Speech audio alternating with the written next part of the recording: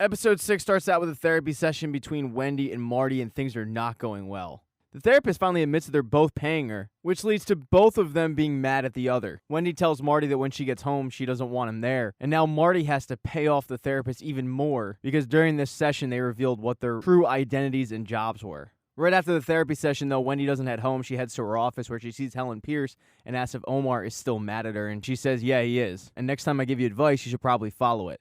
The two are interrupted by Darlene Snell, who doesn't want to talk to Wendy, but more so wants to talk to Helen. She tells Helen that their crops are being planted and they're going to be ready to harvest in 4 months, but Helen has no interest in getting into a partnership with Darlene Snell because the last time they were partners, she spiked the heroin with fentanyl and killed a bunch of people. She also doesn't want her to regrow her crops because it's really close to the casino. But Darlene Snell is blown away that they're going back on their original agreement, but that original agreement went out the window when Darlene Snell spiked the heroin. Helen finally says that the last thing we promised you is your life, and don't make us go back on that. After this meeting, Darlene Snell heads to the police station because she wants to talk to the sheriff about distributing her heroin through some dirty cops. He's very hesitant to do this, but gets bullied by Darlene Snell, to which she says you have 3 months to figure this out. Oh, and also, you're no longer helping the Bird family. They no longer get a free pass. Now, the kids are also pretty busy that day as Charlotte, Jonah, and Aaron head to a beach. And upon arrival, Charlotte sees that kid Tommy that she told to stay away from Aaron. She immediately tells him, I thought I told you to stay away from her. But he says, look, she called me. What do you want me to do? They're drinking, they're smoking weed, they're having a good time. And all of a sudden, Tommy pulls out a gun because now he wants to be Tommy Toughnuts. When Charlotte and Jonah try to get Aaron to leave, Tommy starts bullying Jonah about his shooting skills.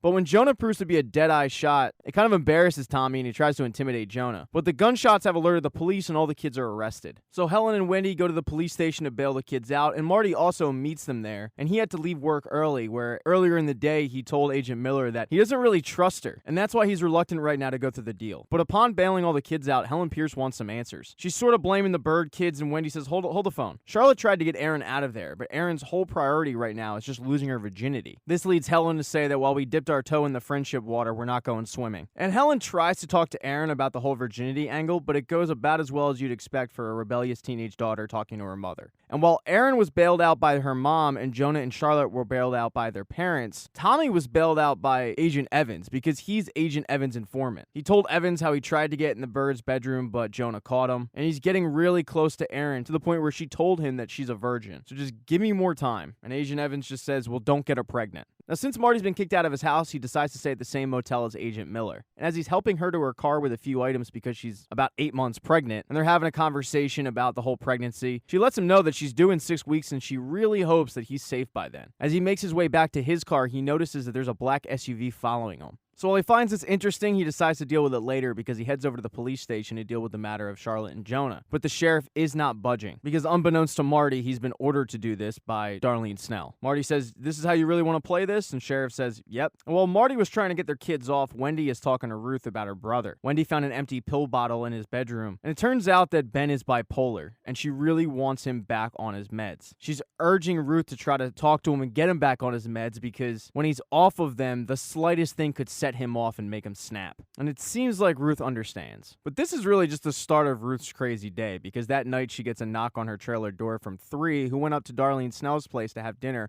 with her and Wyatt. And he got the crease because he realized that the two were having sex. Wyatt offered him a job tending to the poppies and also offered him the cabin that he's supposed to be living in, but since he's fucking Darlene, he's staying at the main house. So Ruth is disgusted and heads over to Darlene Snell's place to talk some sense into Wyatt, but it does not go well. Wyatt lets her know that he's finally happy and asks, are you going to ruin this for me too? They start arguing about who Darlene is and who Ruth is, and finally Wyatt just says, you ruined my life, while Ruth is holding back tears. And after this argument, Ruth is so distraught that she needs to talk to somebody, so she heads over to the Bird residence to talk to Ben. And since grief is nature's most powerful aphrodisiac, the two finally have sex. But the pills are never brought up in the conversation. Now back to the issue of Marty, who has asked Helen Pierce to find out who the guys are in that black SUV. And late that night, she lets him know that they're not hers. So Marty dips into a store out the back door, and Helen Pierce's guys pick him up and drop him off at the Bird residence. And while Wendy's not thrilled to see him because she's not supposed to be staying there, he lets her know that he's being followed. followed. She decides to wrangle the whole family together so they're in the same room and they're having a game night, and she lets the family know that they're starting a foundation so the kids should think about some causes they want to help out. Jonah thinks it's a great idea because you can hide dirty money as donation money, but Wendy lets him know, no, this is going to be legit. And she had a meeting with Jim Rattlesdorf earlier in the day, and he is the private investigator for Charles Wilkes, and she wants a list of people that denied Charles Wilkes' money. She's going to go after them for this charity, and he's also going to give her a list of people that she should not contact. The next morning, Marty gets a phone call from Helen telling him that 3 SUVs were spotted heading back to Chicago, so it looks like they're in the clear, and that day's drop from Kansas City is still on. As Ruth is making the walk of shame, Marty lets her know that the drop is still on and to meet Frank Cosgrove's guys. And since Ben and Ruth kind of have a relationship now, he feels a little protective and ends up tailing her there along with Jonah and his drone. When Frank Cosgrove's guys do show up, they park way far away from Ruth to make her walk all the way over, get the money, and walk back. And as Jonah and Ben are watching this on the drone, they also see 3 SUVs pull up. Ben calls Ruth at the last second and tells her get out of there, and all of a sudden the SUVs show up, shoot Frank Cosgrove's guys, and light the truck and the money on fire. Thank you so much for watching this recap of Ozark, not Ozarks. People get really upset when you put the S on it. If you don't see the next video up in the corner there on the end screen, don't worry, it'll be up shortly. Please consider subscribing to this channel, liking this video, and there's a share button for a reason.